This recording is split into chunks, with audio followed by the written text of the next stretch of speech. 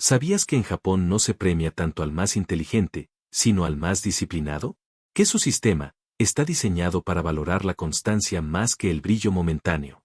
Hoy quiero compartirte una reflexión profunda basada en el poderoso discurso motivacional de Yokoi Kenji, un conferencista colombo-japonés que nos recuerda que, tarde o temprano, la disciplina vencerá a la inteligencia.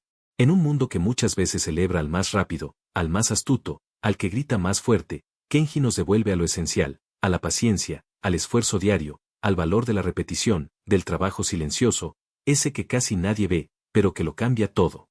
En este video, vamos a desmenuzar su mensaje. Hablaremos de cómo la falta de disciplina nos puede hacer perder oportunidades valiosas. De cómo reflexionar sobre nuestra propia historia nos puede dar una brújula para no repetir los mismos errores. Y de algo que va más allá de la honestidad, la integridad, esa coherencia silenciosa entre lo que pensamos, sentimos y hacemos, incluso cuando nadie nos está mirando. También vamos a conectar con algo que muchas veces se nos escapa, la felicidad.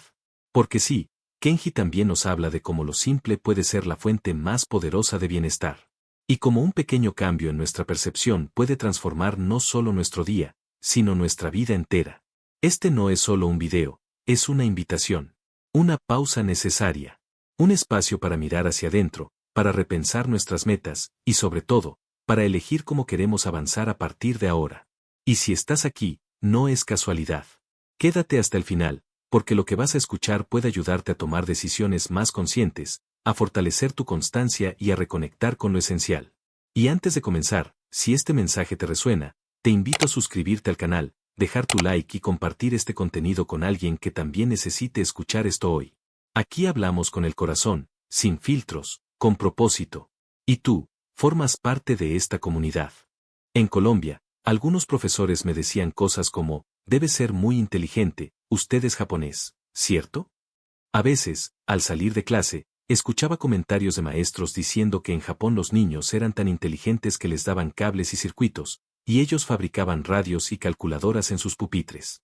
Eso me causaba una gran presión, porque pensaba, Dios mío, el próximo año iré a Japón, y si allá hacen calculadoras en clase, ¿cómo me irá si aquí ya me va mal? Sentía que iba a enfrentar una raza superior. Cuando llegué a Japón, estaba sumamente nervioso. El primer día de clases, me dediqué a observar a esa supuesta raza superior. Sin embargo, lo que noté fue que los niños japoneses eran iguales a los colombianos. Reían, corrían, saltaban, hacían travesuras. Cambiaban en su apariencia y en su idioma, pero su comportamiento era muy similar. No les veía ninguna superioridad evidente. Lo impactante vino cuando entró el maestro. Apenas lo vieron, todos los niños corrieron a sentarse, alinearon sus pupitres, uno dijo Kirit, que significa de pie, y todos se levantaron al mismo tiempo. Luego hizo una reverencia diciendo buenos días, y todos lo imitaron. Al maestro le respondieron con una venia y un saludo, y cuando dijo tomen asiento, todos se sentaron a la vez. Durante toda la clase hubo un silencio absoluto. Nadie arrojó papeles ni habló con el compañero de al lado. Solo escuchaban al maestro y escribían cuando él lo indicaba. Eso me impresionó profundamente. Pensé, ¿cómo logra un maestro que todos los alumnos se comporten así? Llegué a imaginar que había cámaras ocultas y que si no obedecían, los castigaban. Pero no, simplemente así se comportaban.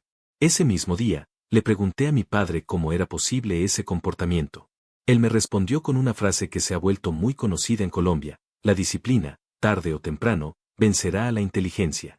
Me explicó que en Japón no se trata de ser el más inteligente, sino de ser disciplinado. Me dijo también, nosotros, los japoneses, no inventamos los carros, ni las radios, ni las calculadoras, ni los televisores, ni las computadoras. Todo eso lo inventaron en otros países. Nosotros los imitamos y luego mejoramos los productos.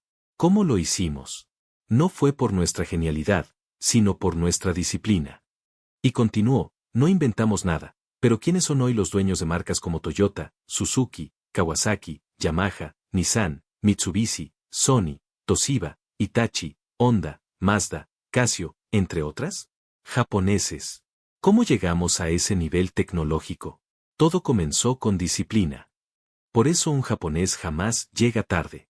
Si la cita es a la 1, llega a la 1. Esa puntualidad refleja su respeto por el tiempo y su seriedad. Los colombianos son muy inteligentes, no lo digo con sarcasmo, es en serio. He vivido en varios países y siempre me desempeñé como traductor de comunidades latinoamericanas, peruanos, chilenos, argentinos, colombianos, brasileros. ¿Y saben qué dicen los japoneses sobre los latinos? Que son muy inteligentes. Dicen que aprenden el trabajo más rápido que los japoneses. Algo han vivido o sufrido que los hace aprender muy rápido. Pero también dicen que el problema es que no se quedan quietos. Un japonés hace lo que se le pide y espera instrucciones. El latino aprende rápido, observa el trabajo del otro, y si puede, se lo aprende también. Y cuando menos se espera, ya quiere el puesto del otro. Incluso, muchos abren su propio negocio antes de haber dominado completamente el anterior. Si usted le dice a un japonés, suba allá, simplemente lo hace. Pero si le dice eso a un latino, preguntará, ¿para qué? ¿Por qué? ¿Cuánto pagan? No es rebeldía, es una diferencia cultural. Pero si le dice, usted no es capaz de subir allá, el latino responderá, no que no. Y lo sube. Luego el problema es bajarlo, porque no se va hasta que le tomen la foto. El latino tiene una habilidad de adaptación increíble. Se ajusta al idioma, a la cultura, al sistema. Por eso muchas empresas japonesas que llegan a Colombia nos dicen, los colombianos son muy inteligentes. Aprenden rápido, pero en disciplina no hay nada que decir. Y ahí es donde entra la frase de mi padre, la disciplina, tarde o temprano, vence a la inteligencia. Pero la falta de disciplina, tarde o temprano, nos puede quitar las mejores oportunidades de nuestra vida. Por eso es tan importante acabar con el mito de que existe una raza superior. Nuestros niños no deben crecer creyendo que hay países donde la gente es superior y que ellos no podrán alcanzar ese nivel. Aún hay quienes me dicen, ¿usted es japonés? Entonces arrégleme el televisor. Pero yo no sé nada de eso. Lo que sí sé es que los japoneses no hacen radios ni calculadoras en los pupitres. Eso es un mito. Simplemente comprendieron que la disciplina es una plataforma poderosa para alcanzar el éxito. Todo esto tiene una raíz cultural. En Japón, la cultura, lo que se llama bunka, está profundamente ligada a sus valores, tradiciones y formas de hacer las cosas. Por eso frases antiguas, símbolos samuráis y enseñanzas tradicionales siguen siendo útiles, incluso en la vida empresarial moderna. Una empresa puede tener visión, misión y objetivos muy claros, pero si su gente no interioriza una metodología basada en valores y disciplina, nada funcionará. Eso lo entendieron los japoneses, y por eso el control de calidad, que nació en Estados Unidos, funcionó mejor en Japón. Porque su cultura hacía que cualquier estrategia funcionara con eficacia. De ahí surgieron ideas como el pensamiento Toyota, Kaizen, las 5S, entre otros. Mi padre, gerente de una empresa japonesa con muchos empleados, es una mezcla de ejecutivo y samurái.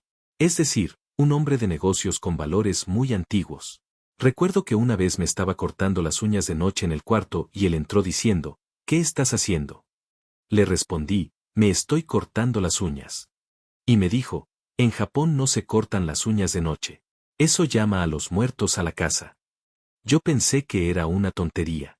¿Cómo un ingeniero con tanta experiencia puede creer eso? Pero para él no era una superstición, era parte de su cultura. Y simplemente no me dejó cortarme las uñas. Ahí entendí que, aunque yo soy muy colombiano, con mi madre del Tolima y una fuerte identidad latina, también debía comprender y respetar la cultura de mi padre japonés. Al principio no lo comprendía, pero con el tiempo me di cuenta de que, para mí, aquello representaba una nueva forma de vida, mientras que para él, era simplemente parte de sus principios culturales. Y es que cuando una persona tiene principios culturales arraigados, no necesita forzarse a seguir una metodología, todo fluye de forma natural. Por eso se dice que, en una empresa, más allá de tener una visión, metas nobles y una buena metodología, es fundamental anclarse a principios culturales. De ahí nace la cultura organizacional, un conjunto de valores que permite que todos los conceptos trabajen en armonía para que las cosas funcionen correctamente. A veces, no luchamos contra lo que los demás entienden o no, sino contra lo que nuestro propio cuerpo se resiste a comprender. Esto sucede cuando carecemos de una base de principios culturales. Si alguien me preguntara por el éxito de Japón, diría que en gran parte se debe a su bunka, su cultura. Quien visite mi ciudad, Yokohama, entenderá que Japón no es fascinante solo por su tecnología, sino por la mezcla entre esta y su tradición ancestral. En Yokohama está el Landmark Tower, el edificio más alto del país. Siempre me gusta llevar a mis hijos al último piso y observar la reacción de los visitantes latinoamericanos cuando escuchan a la guía decir que es la torre más alta de Japón. Algunos se sorprenden de que no esté en Tokio y de que no sea tan alta como los rascacielos de Nueva York o Dubái. Pero lo especial de este edificio, dicen los japoneses, es que puede desplazarse hasta 6 metros en cualquier dirección en caso de un gran terremoto y seguir en pie. La verdadera maravilla no está solo en eso. A pocas cuadras, se encuentra un templo sintoísta donde, una vez al año, los japoneses participan en una ceremonia tradicional en ropa interior, sacando un arca dorada del lugar más sagrado del templo, el cual tiene claras influencias hebreas. Es una mezcla viva entre cultura antigua y tecnología de punta. Esta combinación no solo es posible, sino necesaria. A medida que un país crece tecnológicamente, no debe abandonar sus principios culturales. Aunque no todo lo cultural sea positivo, hay valores universales que nunca deben perderse, porque el éxito mal gestionado puede ser una de las mayores amenazas para una nación. Después de esta introducción, quiero hablar de 3 conceptos, el primero de ellos es coherencia. Ya lo mencioné brevemente al hablar de mitos y verdades sobre la disciplina. Para los japoneses, la coherencia es vital, lo que uno hace debe estar alineado con lo que uno es y dice. Para ellos, la primera impresión no es la más importante. Lo esencial viene después, en la convivencia, donde se demuestra si hay coherencia. Llevo muchos años como traductor y he notado que hay expresiones que no tienen equivalente en japonés. Por ejemplo, frases como en un segundo llego no se entienden, porque para ellos un segundo es literal. Tampoco comprenden expresiones como ya estoy ahí o ahí le caigo, porque son vaguedades. El japonés es preciso. A veces, cuando en Latinoamérica decimos algo por fuerza de expresión, en realidad estamos cayendo en incoherencias habituales. Por ejemplo, decir en un segundo llego podría significar que la persona aún ni se ha bañado o le faltan varios semáforos para llegar. Esta incoherencia ha erosionado la confianza en sectores como el comercio o los servicios. A menudo se promete algo para mañana temprano, pero eso puede significar 3 de la tarde. Esa falta de claridad ha cruzado la línea de la incongruencia entre lo que decimos y lo que realmente hacemos. La coherencia está ligada a la integridad nacional. Mi primer encuentro con esta coherencia fue cuando, de niño, regresaba de la escuela y pasé por la huerta de nuestra vecina, la señora Kimoto. Vi una caja con verduras, sin nadie a cargo, y un cofre lleno de dinero al lado. Pensé que alguien la iba a robar, así que me quedé cuidando. Pero la señora nunca apareció. Cuando conté lo sucedido a mi padre, le dije preocupado que seguramente la habían robado. Él, tranquilo, me respondió, no la robaron, Kenji, ¿quién la va a robar si aquí no hay ladrones? Esa frase me dejó desconcertado. Lo que me explicó después me impactó aún más. Me dijo que la verdadera inteligencia no está en las metodologías o tecnologías, sino en conservar principios desde la infancia. En Latinoamérica solemos asociar la inteligencia con la picardía. Si alguien recibe más cambio de lo debido, se siente listo. Si un billete cae al suelo y alguien lo pisa para quedárselo, se le aplaude como avispado. Incluso he visto niños subir de a uno en una balanza para engañar al sistema con una sola moneda, y los adultos celebran esa astucia. Ese tipo de comportamientos son vistos como inteligencia, pero en realidad son señales de una crisis cultural.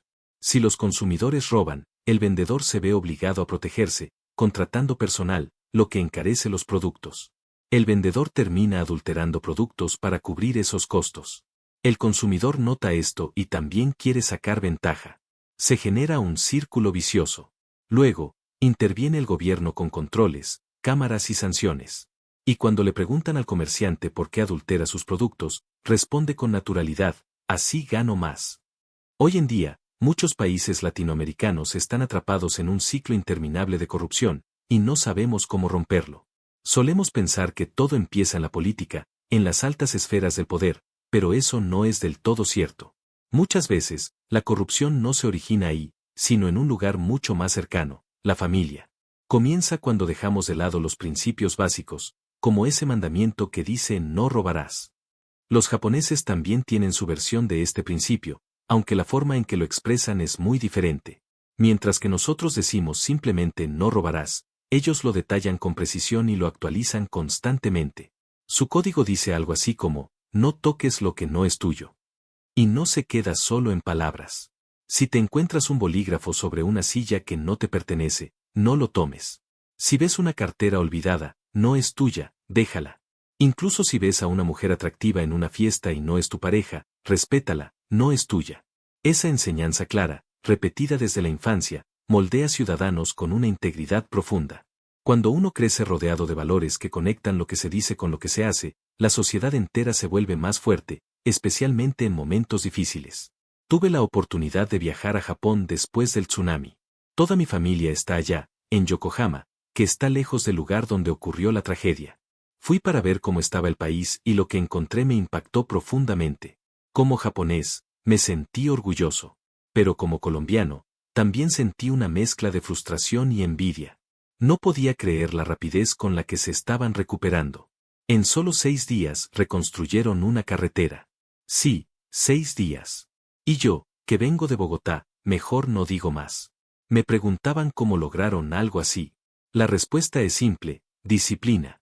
Escríbelo, porque lo que no se escribe, se olvida. Y segundo, no fue obra de un solo grupo o partido, porque entonces nunca se habría terminado. Escríbelo también.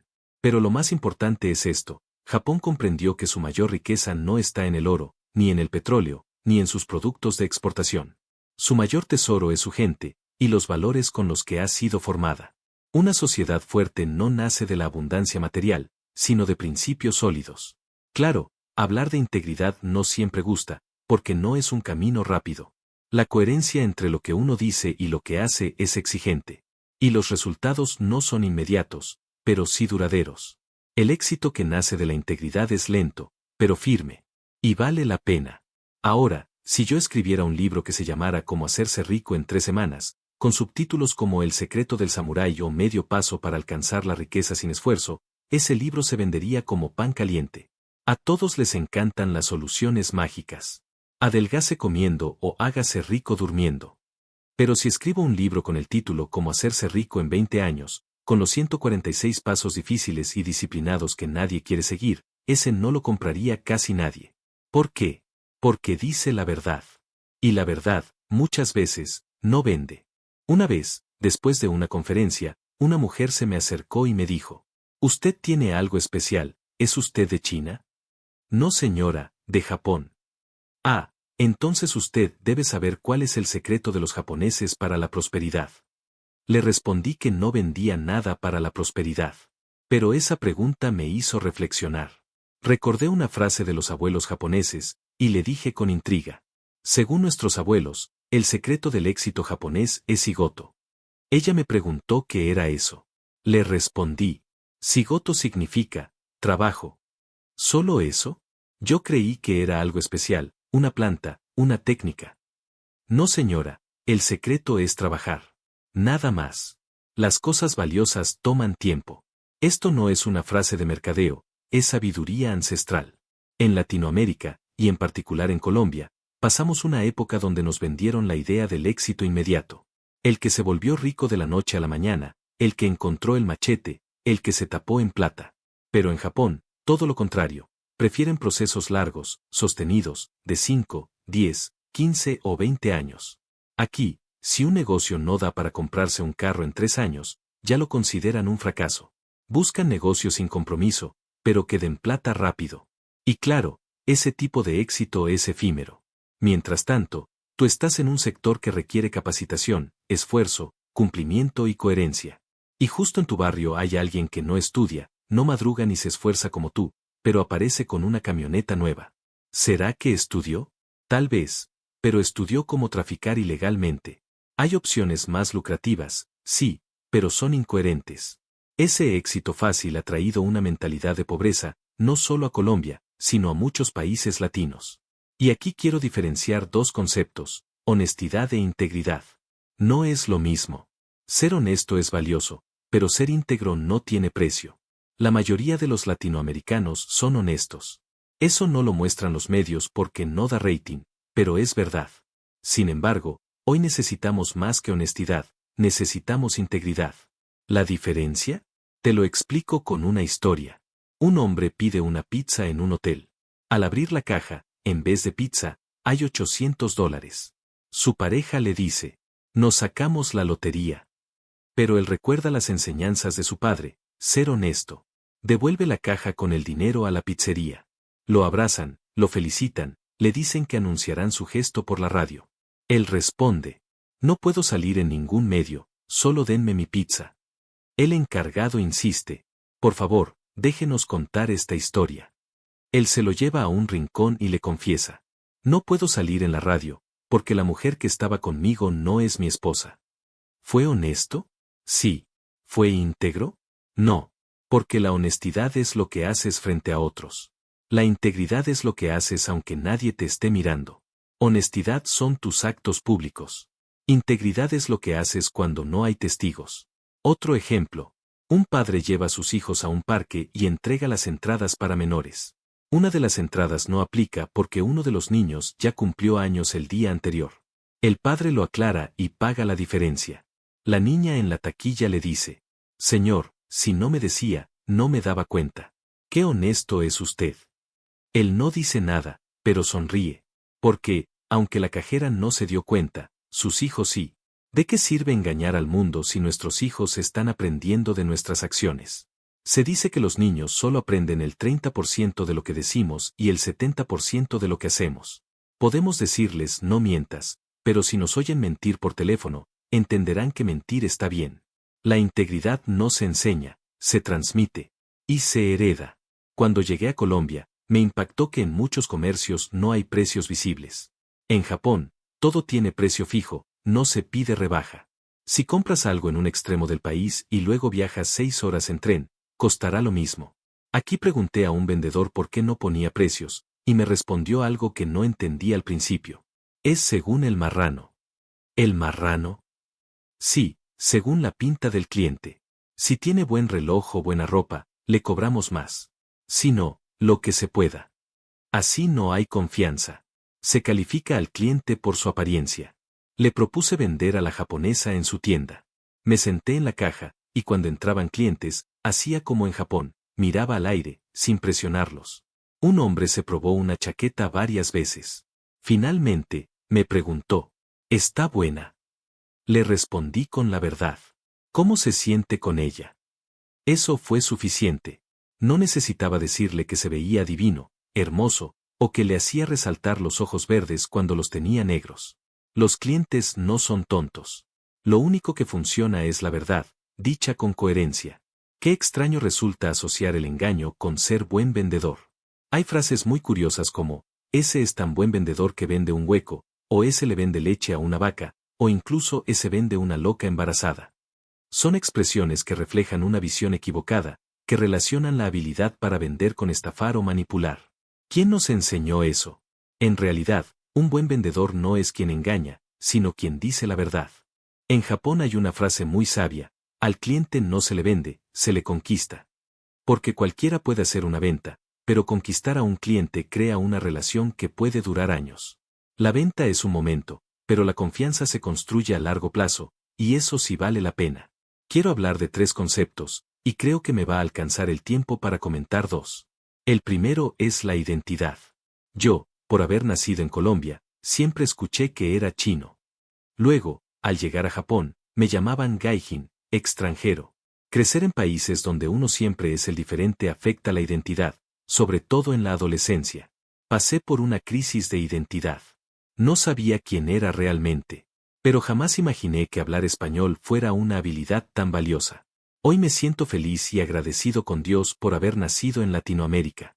Hablo 4 idiomas, pero eso no impresiona tanto. Cuando digo que hablo portugués, la gente apenas asiente. Si digo japonés, se sorprenden un poco. Digo inglés, y piensan que es necesario. Pero cuando menciono el español, me dicen, ¿en serio? Ese idioma sí que es importante. Muy difícil de aprender. Mi papá lleva más tiempo estudiando español que yo, pero aún habla como Tarzán.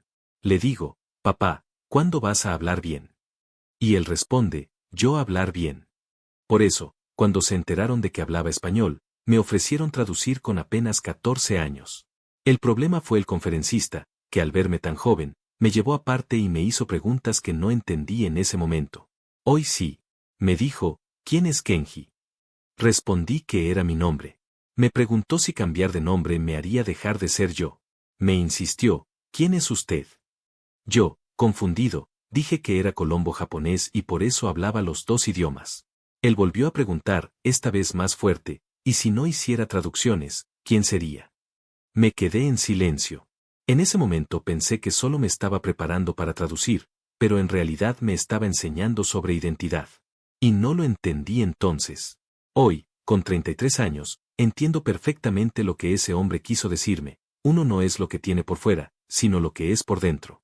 La gente dice que me conoce por un video que se hizo viral, pero lo cierto es que mis conferencias comenzaron solo en formato de audio, ni siquiera estaban en DVD o en Internet. La primera fue Mitos y Verdades y llegó tan lejos como La Guajira. Un día me llamaron preguntando si era el autor de esa charla, me dijeron que era excelente y me invitaron a darla en vivo. Estaba feliz, porque por fin iba a conocer mi país. Me fui a La Guajira, pero ellos solo conocían mi voz. Llegué un viernes por la mañana, la conferencia era por la noche. Fui vestido muy informal, con bermudas y tenis blancos. Me estaban esperando en el aeropuerto con carteles, pero al verme, no me reconocieron. Buscaban a un japonés, al doctor. Tuve que presentarme y aún así dudaban. Solo al verme con traje y dar la conferencia esa noche, me reconocieron y me dieron la bienvenida como si recién entonces valiera la pena. Eso me hizo pensar. Todavía juzgamos a las personas por sus títulos, su nombre, su carro, su posición o su hoja de vida. Pero la verdad es que somos mucho más que eso. Nuestros mayores títulos son ser esposos, padres, hijos, ciudadanos. Y por eso cuidamos lo que es nuestro, como nuestra tierra. Es triste vivir en una cultura donde alguien puede tener una vida cuestionable, pero si habla inglés ya se le considera valioso. Nuestra identidad está en lo que somos por dentro, no en lo visible. Dicen que ahora sí me conocen, pero en realidad solo han visto una parte, la del conferencista. Ese es un oficio que nació de mi vocación. En realidad, soy trabajador social. No solo vivo en Ciudad Bolívar, soy de allí, del barrio San Francisco. Mis charlas empezaron como talleres de transformación y terminaron convirtiéndose en conferencias. Los que me conocen como conferencista no me conocen realmente. Los que sí saben quién soy son mis colegas, mis amigos más cercanos, como Keigo, Kusan, Yoshi o Kitara. Algunos incluso me han acompañado a Colombia, me han visto manejar, convivir, vivir aquí. Pero los que más me conocen son mi familia, especialmente mi mamá. Ella sabe hasta qué edad me hacía pipí en la cama. Fue ella quien me dijo un día, Kenji, te vas para Colombia. En un solo mes me quitó la depresión. En Colombia la gente aplaude cuando el avión aterriza. Yo no solía hacerlo, pero si llego con un japonés, me uno al aplauso. Así lo enredo, le explico que es parte de nuestra forma de celebrar. En Latinoamérica, para recibir a alguien van decenas de personas al aeropuerto. Antes incluso llevaban mariachis. Es todo un espectáculo. Llegas a un barrio en diciembre y todo el mundo te abraza. Se entrelazan los dedos, te toman del cuello, te pegan la frente. Un vecino chino, borracho, una vez me dijo que me amaba. Le dije que yo también lo quería, pero que me soltara. Imagínate venir de un país donde no se abrazan y llegar a uno donde no te sueltan. Ese solo mes en Colombia me recargó por completo. Con esa experiencia desarrollé un proyecto que fue creciendo y se convirtió en mi tesis de grado. El problema fue que los japoneses no querían venir. Decían que Colombia era peligrosa. Esa imagen negativa de nuestros países, y especialmente de Colombia, me afectó mucho. Un día me molesté y comencé a usar humor negro. ¿Se van a suicidar? Pasen primero por Colombia. Y empecé a vender a Colombia como un destino de turismo extremo. Les hablaba de ordeñar vacas, ver cómo matan cerdos en las fincas, volar en parapente en el cañón del Chicamocha, hacer rafting. Les ofrecí experiencias únicas y, finalmente, 7 jóvenes japoneses aceptaron. Cuando llegaron, los alojé en Ciudad Bolívar con familias que habíamos capacitado para cambiar su mentalidad de pobreza. Las familias los adoptaron como hijos durante un mes. Al principio los japoneses no sabían qué hacer, pero a los pocos días estaban rodeados de primos, vecinos, amigos. Nunca habían visto un japonés, así que era una novedad total. Me sorprendía cómo todos se entendían aunque no hablaran el mismo idioma. Un día uno de ellos, Yoshi, recibió un dibujo de un corazón en una hoja de cuaderno. La mamá anfitriona se lo dio. Él pensó que le insinuaban que estaba enfermo, pero en realidad, era una muestra de amor. Ella lo veía como un hijo. Lo que ella no sabía era que él ya había intentado suicidarse 5 veces. Lo que yo no sabía es que se iba a convertir en el líder que es hoy, promoviendo la buena imagen de Colombia. Así encontramos un antídoto contra la depresión y el suicidio. Colombia, Latinoamérica y más precisamente, Ciudad Bolívar, un lugar que muchos juzgan mal, pero que está lleno de gente buena, que madruga, que trabaja, y que sobre todo, es feliz. Y yo termino con esto, la gente feliz es más productiva. Uno no debe esperar a alcanzar sus metas para ser feliz. Primero se es feliz, y luego se alcanzan las metas. Si lo piensas bien, tú y yo ya somos felices. Una vez alguien me preguntó cómo podía decir eso teniendo tantos problemas. Y le respondí, porque puedo ir al baño. Así es, si tú y yo vamos al baño y logramos hacer lo que fuimos a hacer, te das cuenta de que somos afortunados, somos felices. Puedes tener 1000 preocupaciones, clientes, pendientes, una agenda llena, pero cuando estás en el baño y logras ese pequeño momento de alivio, hay un instante de paz, un vacío mental que te libera de la tristeza. Ese instante es felicidad. Cuando un hijo nos abraza, como un niño pequeño de 5 años que te dice papá, te amo, no piensa en las cuentas, ni en la renta, ni en la luz. Solo quiere abrazarte. Y ese gesto tan simple es capaz de llenarte el corazón. También sentimos esa felicidad cuando compartimos intimidad con nuestra pareja, con esa persona que ha estado con nosotros en las buenas y en las malas. Es un momento de conexión verdadera. Yo crecí en un barrio, y sé lo que era jugar microfútbol en la calle, con ladrillos como arcos, y cada vez que pasaba un carro, hágale vecino otra vez. Si tú también eres de barrio me entiendes. Y volver a casa todo sudado y encontrar ese instante de alegría. He estado en 18 países y me he subido a las montañas rusas más grandes del mundo, pero nada supera lanzarse por una ladera en cartón, en las canteras de Ciudad Bolívar, o en patineta por una pendiente del barrio San Francisco, con 2 amigos abajo gritando, dale Kenji, que no viene ningún carro. Recuerdo volver a la cocina después de jugar y mirar la olla, esperando que tuviera agua de panela. Hacía 2 oraciones, Dios mío, que tenga agua de panela, y cuando tenía, decía, que esté fría, y al tocarla, sí, estaba fría. Lo más feliz de mi infancia era meter la cara en esa olla y sentir cómo bajaba por mi garganta mientras decía, ah. Esa felicidad se rompía solo cuando la abuela entraba gritando, cochino. Ahora todos tienen que tomar tus babas, puerco, y yo salía corriendo. Pero ese momento, fue único. Somos felices por las cosas simples que la vida nos da. Dicen que los ángeles sienten envidia de eso. Por eso existe esa película, Un ángel enamorado, donde un ángel se enamora de los humanos y desea sentir lo que ellos sienten. Quiere saber qué se siente al comer, al dormir, al amar, al bañarse. Se obsesiona por conocer esas sensaciones, tanto que decide renunciar a sus alas. Aunque los otros ángeles la advierten, los humanos sufren, mueren, viven en guerras, él responde, no importa, también sienten placer, y yo quiero sentir eso. En el trabajo, también se puede aplicar esto. Un equipo rinde mejor cuando entiende que es importante ser feliz. Se podría declarar, por ejemplo, el jueves del abrazo, o el miércoles de la sonrisa, donde todos deban sonreír sin importar si llegaron tarde. ¿De qué se ríe, si llegó tarde? Es miércoles, jefe. No hace falta contratar a nadie ni traer un conferencista motivacional. Es algo casi gratuito, pero transforma el ambiente laboral. Recuerdo cuando hubo el tsunami en Japón. Llamé a mis amigos por Skype, preocupado, y todos me decían lo mismo, se fue la luz, se fue la luz. Yo preguntaba, ¿pero qué se cayó? ¿Qué pasó? Me decían sorprendidos, se fue la luz, Kenji. Ahí entendí que nunca habían vivido un apagón. Mi generación de amigos japoneses jamás lo había experimentado. En cambio, yo sí. En Colombia, se iba la luz todo el tiempo. Y aunque ya no tanto como antes, era algo especial. Cuando les dije eso, me respondieron, ¿en serio? Sí. Es bonito, ¿verdad? Y todos estuvieron de acuerdo. Cuando se va la luz, todo se detiene, y por un momento, volvemos a lo simple y en mi infancia, si se iba la luz, no importaba lo que estuviéramos haciendo, todos gritaban se fue la luz. Agarren a la niña. ¿Quién tiene a Kenji? Yo tengo aquí. Caminábamos a tientas por las paredes hasta llegar a la sala, en donde toda la familia se reunía esperando que apareciera la bendita vela. La encendían frente a la abuela, y ella, como una matriarca, empezaba a contar historias de los tiempos de la violencia, de la chusma que se metía a las fincas, de gallinas robadas, del tío Talio que casi se llevan pero lograron evitarlo. Otros contaban leyendas como la de la Llorona, la Patasola o el hombre sin cabeza.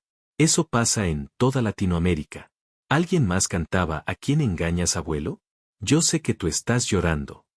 Eran solo un par de horas sin luz, pero tan mágicas, que cada familia latinoamericana, estoy seguro porque lo he hablado en otros países, ha vivido momentos similares.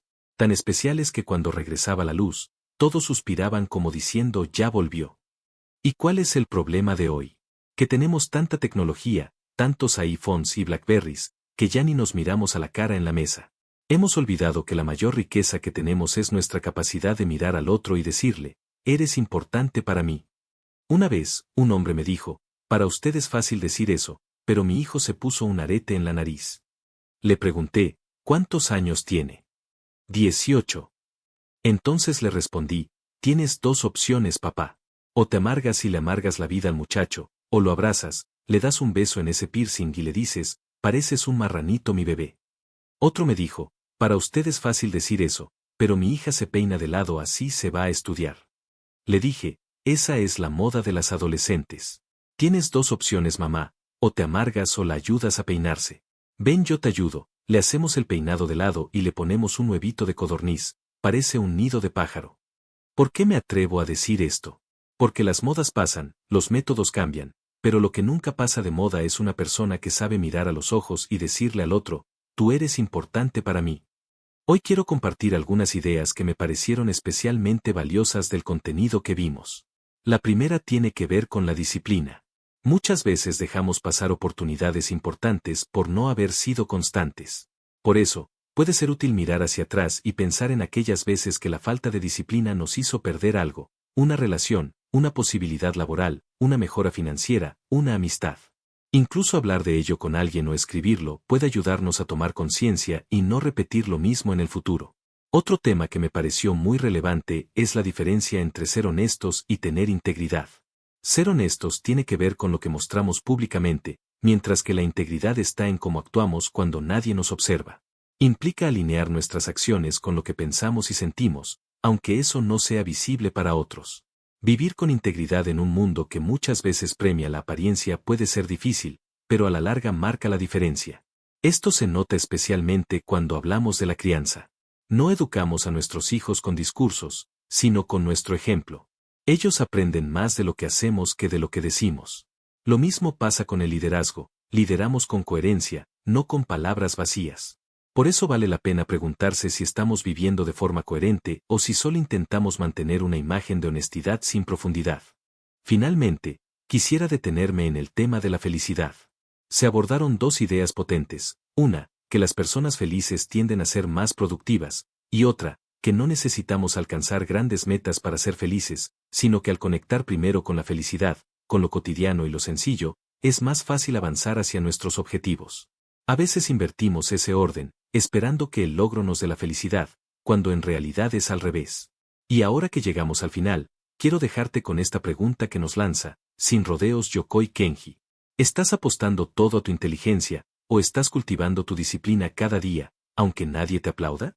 Porque la inteligencia brilla, sí, pero es la disciplina la que construye.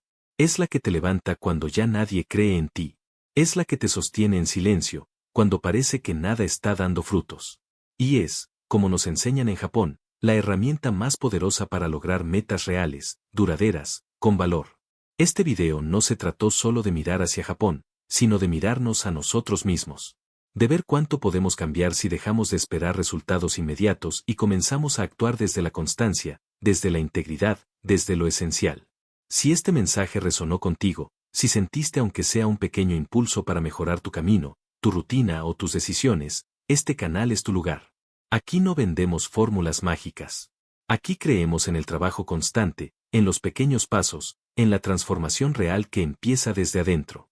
Así que suscríbete ahora, deja tu like si este video te aportó algo y comparte este contenido con alguien que, como tú, está buscando crecer sin atajos.